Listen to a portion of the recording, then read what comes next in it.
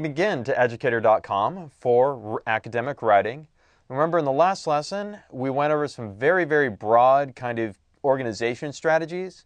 For the next few lessons, what we're going to be going over is very specific organization strategies. And we're going to start with listing and classification. Okay, now the purpose of listing and classification is to divide your topic into several different categories, and I'll show you how that works in just a minute.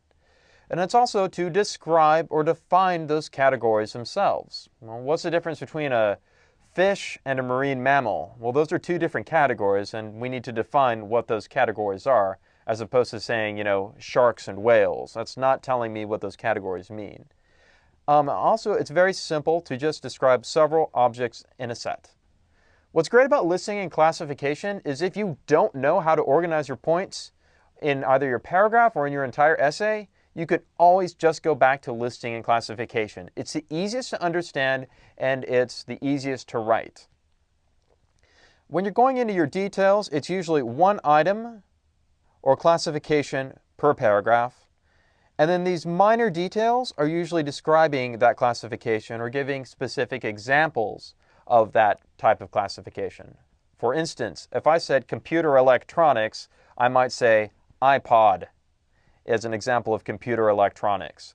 Or if I was to say mobile device and said iPod, that's an example of a mobile device. Those are really simple, easy to understand.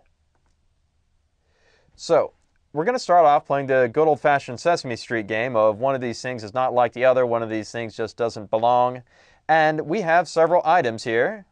And we need to figure out what items belong in kind of a set together in a larger category. Now here's the tricky part. Baseball, golf, basketball, and football, they're all sports, right? Yes, they're all sports. Don't they all belong in the same category? Well, yes. They all involve, some kind of ball, right? Well, yes. But what do baseball, football, and basketball have that golf doesn't? Well, baseball, football, and basketball all involve teams. So golf doesn't belong in this list anymore. So what I would do is I would call this larger category my team sports, and I would put basketball, football, baseball, football, and basketball in it, and golf right over here, that kind of belongs in its own little land, and we're not worrying about that right now. Notice, I have three major supporting details now. I could write an essay if I wanted to.